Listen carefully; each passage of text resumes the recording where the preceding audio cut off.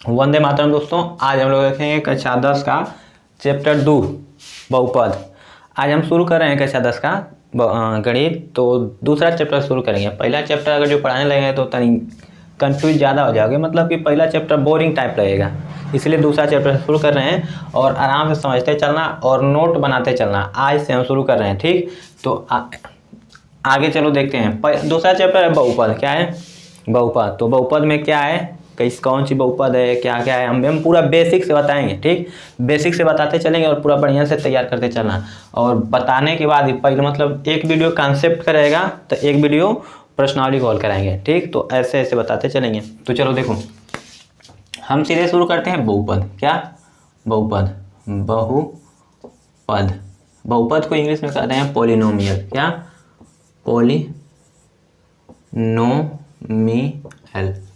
Polynomial. तो चलो देखते हैं कि बहुपद होता क्या है। बहुपद के पहले हमें चर और अचर का भली भांति ज्ञान होना चाहिए। तो सबसे पहले देख लो चर क्या होता है और अचर क्या होता है।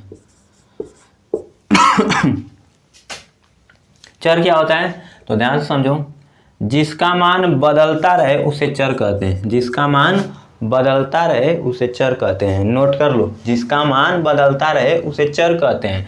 अचर किसे कहते हैं? जिसका मान न बदले उसे अचर कहते हैं। जैसे ध्यान से देखो, x, y, z, क, ख, ग, मतलब कि हिंदी और इंग्लिश किसी का मतलब कोई भी, उर्दू, संस्कृत, किसी का अगर जो कोई हम अक्षर यहाँ पर रख रहे हैं तो क्या कहलाएगा? चर कहलाएगा। और अचर अगर जो गणित से कोई भी अंक हम यहाँ पर रख दे रहे हैं, कोई भी संख्या, तो क्या कहलाएगा? अचर। जैसे कि 5, 9, -2, 7, 0.2, ये सब क्या है? अचर है। बात समझ में आ गया? तो चर और अचर हम कहें कि जिसका मान बदलता रहे उसे चर कहते हैं और जिसका मान नहीं बदलता है उसे अचर कहते हैं। जैसे एग्जांपल में हम दिखा रहे हैं, अगर जो x + 2 = 5 लिखा है तो बताओ x का मान यहाँ पर 3 होगा कि नहीं? तब ना 3 2 मिला के 5 होगा। अगर जो एक और हम ले लें एग्जाम्पल, ले लिए x + 9 = 17, तो बताओ यहाँ पर x का मान क्या होगा? 8 होगा कि नहीं? अब ध्यान से देखो, ये भी x है और ये भी x है, दोनों x है, लेकिन यहाँ पर x का मान 3 और यहाँ पर x का मान 8। यहाँ पर ध्यान से समझो, x का मान 3 और यहाँ पर x का मान 8। तो x का मान बदला कि नहीं बदला? बदला कि नहीं बदला? बदल गया। तब यही तो हम बताए हैं कि जिसका मान बदलता रहे वो क्या कहलाएगा? चर। उसी तरह से ये क, ख, z, y जो भी हो सब, तो ये चर समझ गए। और अचर ध्यान से देखो, अगर जो हम 3 + 2 लिख रहे हैं, चाहे हम यहाँ लिखें चाहे कहीं पर लिखें, तो 3 का मान 3 ही होगा और 2 का मान 2 ही होगा और दोनों मिला के 5 ही होगा। कहीं पर भी लिख लो 3 का मान 3 ही रहेगा। जैसे कि इस प्रश्न में 3 + 2 = 5 होगा। एक और प्रश्न हम लिख रहे हैं 3 + 8 = 11 होगा, क्योंकि 3 का मान 3 ही होता है, 8 का मान 8 ही होता है, तो 3 और 8 मिला के 11 हो जाएगा। यहाँ 3 का मान कुछ दूसरा नहीं हो गया, यहाँ 3 का मान कुछ दूसरा नहीं हो गया है, 3 का मान 3 ही रहेगा हमेशा। तो इसीलिए हम अचर कहते हैं अंकों को। बात समझ में आ गया? तो चर और अचर समझ गए होगे। अब चलते हैं बहुपद की ओर। तो बहुपद की परिभाषा ध्यान से एकदम लिखो। चर और अचर समझ गए, परिभाषा भी लिख लिए, नोट बनाते चलना इसका फिर, ठीक। अब हम बहुपद की परिभाषा लिखेंगे। तो बहुपद की परिभाषा, चर, अच्छा एक चीज़ और समझ जाओ, जो प्लस, माइनस, डिवाइड, मल्टीप्लाई, ये सब जो चिन्ह होता है, जोड़, घटाना, गुणा, भाग का, इन सबको हम कहते हैं गणितीय चिन्ह। क्या? गणितीय चिन्ह या बीजीय चिन्ह, कुछ भी कह सकते हैं, ठीक। तो इन सबको ये कहते हैं। तो हम एक जो अभी परिभाषा बताएंगे उसमें इसका नाम लेंगे इसी प्रकार, तो समझ जाना कि वो किसका बात कर रहे हैं, जोड़, घटाना, गुणा, भाग का बात कर रहे हैं, ठीक। तो बहुपद की परिभाषा क्या होती है? चर, अचर तथा गणितीय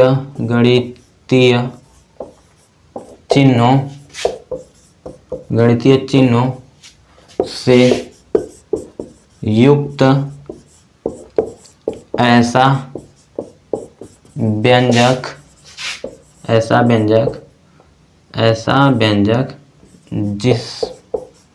जिसमें चर की घात धनात्मक तथा पूर्ण हो बहुपद कहलाता है। बहुपद कहलाता है। बात समझ में आ गया। चर अचर तथा गणितीय चिन्हों से युक्त एक ऐसा व्यंजक जिसमें चर की घात पूर्ण तथा धनात्मक हो क्या कहलाता है? बहुपद कहलाता है। कहने का मतलब यहाँ ध्यान से समझो, जैसे में हम लिख सकते हैं बहुपद में, जैसे x plus 2 x square plus 3x plus 5 6x plus 2 3x, ये सब क्या है? बहुपद है। बात समझ में आ गया? ये सब बहुपद है। ठीक, अब तुम लोग को पहचानना होगा कि कौन बहुपद है और कौन बहुपद नहीं है। तो हम बताएं परिभाषा में कि जिसमें चर हो, अचर हो, गणितीय चिन्ह हो। तो देखो चर है, अचर है, गणितीय चिन्ह है, बहुपद कहलाएगा कि नहीं? कहलाएगा। याद रहे इसमें से कोई एक भी रह सकता है, या तो चर रह सकता है या तो अचर, तभी भी वो क्या कहलाएगा? बहुपद ही कहलाएगा। जैसे कि हम कह सकते हैं 2 बहुपद है कि नहीं? बहुपद है। अगर जो हम कहते हैं यक्स बहुपद है कि नहीं? तो बहुपद है। ठीक, अकेला अगर जो कोई है संख्या, चाहे चर या अचर, तो वो भी बहुपद ही कहलाएगा। ठीक, याद रहेगा ना? बताओ, हम लिख दें यक्स स्क्वायर बहुपद है कि नहीं? बहुपद है। लिख दिए 5x बहुपद है कि नहीं? बहुपद है। अगर जो हम गणितीय चिन्हों के साथ भी अगर जो लिख दे रहे हैं तभी बहुपद रहेगा। जैसे कि 5x प्लस 2 प्लस 7z, बताओ बहुपद है कि नहीं? बहुपद है ना बहुपद? ठीक है। अब ध्यान से देखो, बहुपद कब नहीं होगा? तो बहुपद होने के लिए ये नियम बता दिया है कि उसका घात जो है धनात्मक तथा पूर्ण होना चाहिए। घात कैसा होना चाहिए? जो उसमें चर प्रयुक्त हुआ है, चर की घात धनात्मक तथा पूर्ण होनी चाहिए। धनात्मक और पूर्ण होनी चाहिए। तो देखो इसमें चर क्या है? 7, मतलब यक्स, तो यक्स की घात जो है उस क्या होनी चाहिए? धनात्मक और पूर्ण भी है, इसलिए क्या है? बहुपद है। अगर जो हम कह दिए 5x के पावर 3 प्लस 3, तो बताओ ये बहुपद है कि नहीं? तो कुछ नहीं, बहुपद की पहचान करने के लिए हम हमेशा चर को पकड़ के लेंगे, चर को, और चर की घात को देखेंगे। अगर जो घात उसका धनात्मक है और पूर्ण है तो वह बहुपद होगा। धनात्मक का मतलब तो समझ ही रहे हो, अब पूर्ण का मतलब हम समझा दे रहे हैं। धनात्मक मतलब कि यह प्लस में है कि नहीं? अगर जो प्लस में है तो धनात्मक, और पूर्ण का मतलब कि वह भिन्न में न हो। जैसे कि हम इसकी घात अगर जो लिख देंगे 1/2, तो ये पूर्ण नहीं कहलाएगा, ये तो भिन्न हो गया ना, पूर्ण संख्या नहीं कहला पाएगी। अगर जो हम कह दिए 3/11, तभी भी यह घात पूर्ण नहीं है। तो अगर जो बटा में आ गया यानी भिन्न के रूप में घात आ गई तो वह बहुपद नहीं कहलाएगा। बताओ अब यह बहुपद होगा। जैसे कि 5x के पावर 3/2 प्लस 9, यह बहुपद होगा? नहीं, यह बहुपद नहीं है, क्योंकि घात, चर की जो घात है वो पूर्ण संख्या नहीं है। तो बहुपद पहचानने का तरीका समझ में आ गया? पहचान लोगे? चलो बताओ, हम यहाँ पे लिख रहे हैं 7, बहुपद है कि नहीं? बहुपद है, क्योंकि अकेला रहेगा तभी बहुपद। यहाँ लिख दें x के पावर 5, बहुपद है कि नहीं? बहुपद है। यहाँ लिख दें x के पावर 9 और प्लस 2, बहुपद है कि नहीं? है, क्योंकि x का घात जो है पूर्ण है और धनात्मक है। लिख दिए 7x के पावर -2 बराबर प्लस 5, बहुपद है कि नहीं? नहीं, बहुपद नहीं है, क्योंकि x की घात माइनस में है, माइनस नहीं होना चाहिए, धनात्मक होना चाहिए। हम लिख दिए 7z के पावर -3 और प्लस 5z, बताओ बहुपद है कि नहीं? बहुपद नहीं है, क्योंकि घात, हम याद रहे किसी का भी अगर जो, जैसे यहाँ पर भी z है, यहाँ पर भी z है, इस z का तो धनात्मक है, एक है, अपूर्ण भी है, धनात्मक भी है, लेकिन यहाँ ऋणात्मक हो गया, तो किसी एक का भी अगर जो ऋणात्मक हो जा रहा है ना तो बहुपद नहीं कहलाएगा। जैसे कि इसका ऋणात्मक हो गया ना, बहुपद नहीं कहलाएगा। अगर जो किसी एक का पूर्ण नहीं है तो वो भी बहुपद नहीं कहलाएगा। जैसे हम यहाँ पर लिख रहे हैं 5x के पावर 20 प्लस 7x के पावर 21 माइनस 2x के पावर -3। चलो तो बताओ यह बहुपद होगा? नहीं, यह बहुपद नहीं है, क्योंकि इसका 20 ठीक है, इसका 21 ठीक है, लेकिन यहाँ पर माइनस में दे दिया, इसलिए यह सत्य नहीं होगा, यह बहुपद नहीं है। ठीक ना? तो बहुपद पहचान लोगे। अब कड़ी वड़ी वाला भी दे देता है, जैसे कि लिख दिया कड़ी में x प्लस 2, बताओ यह बहुपद है कि नहीं? तो यह भी बहुपद नहीं है, क्योंकि कड़ी में x का मतलब होता है कि x के पावर 1/2 है। सिंपल सी बात है कि कड़ी का मतलब क्या होता है? पावर में 1/2। तो बताओ x के पावर आई पूर्ण संख्या है? नहीं, इसलिए यह बहुपद नहीं होगा। तो कड़ी वाला चीज़ भी बहुपद नहीं हो सकता है।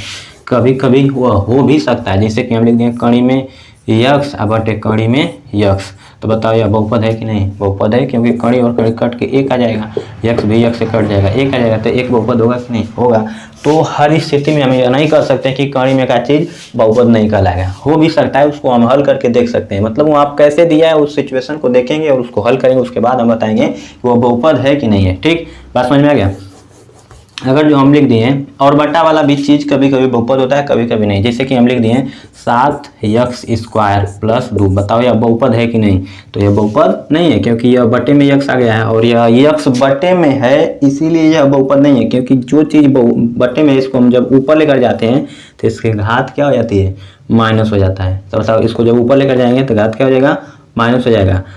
तो यह बहुपद नहीं कहलाएगा। बहुपद का मतलब उसका घात पूर्ण हो और धनात्मक हो। जैसे कि हम इसको लिख सकते हैं 7 × x² + 2 के पावर -1, और -1 अब इस पर भी हो सकता है और इस पर भी हो सकता है। जब इधर आएगा तो होगा कि नहीं? तो इसलिए यहाँ पर यह बहुपद नहीं कहलाएगा। जैसे कि ये एक ही बार मान लो, तो 7 आप प्लस करें गुणा, ये जब ऊपर जाएगा तो गुणा के रूप में हो जाएगा। किसके रूप में? गुणा के रूप में। तो ये -2 हो जाएगा, -x के पावर -2, इसलिए यह बहुपद नहीं कहलाएगा, यह बहुपद नहीं होगा। ठीक ना? अगर जो गलती से ऐसे दे दिया 7x के पावर 3 बट्टे में x × 2, तो यह बहुपद होगा कि नहीं? होगा, क्योंकि यहाँ x कट जाएगा, x² ऊपर बच जाएगा, अब बच गया 7x² बट्टे में 2, ये वाला। तो ये तो बहुपद होगा। अगर जो यक्स का मान ऊपर है अंश में तब ठीक है, लेकिन यक्स का मान नीचे बच गया है तो याद रहे वो बहुपद नहीं हो सकता है। तो इस तरह से हम बहुपद को पहचानेंगे। अब यहाँ पर हम दे रहे हैं कुछ होमवर्क। अच्छा, बहुपद हम कुछ होमवर्क दे रहे हैं, उसको नोट कर लो और आगे हम बहुपद के प्रकार बताएंगे। सो तुम लोग को पहचानना होगा कि कौन बहुपद है कौन बहुपद नहीं है। ठीक ना? तो हम लिख रहे हैं यहाँ पे, चलो नोट कर लो। पहचानना है कौन बहुपद है कौन नहीं है। ठीक ना? x + 2 x - 2x power 3 √x² + 2 7 + x² + 2x 5 9x के पावर 5 + 7x + 3 7/2 x² + 3 9/x², यहाँ 9x के पावर 5 है। ठीक, 3 8वां 9z + z का स्क्वायर √ में प्लस √ में z 9 √ में x³ + 2 10वां 10 के पावर 10x के पावर -3 + 2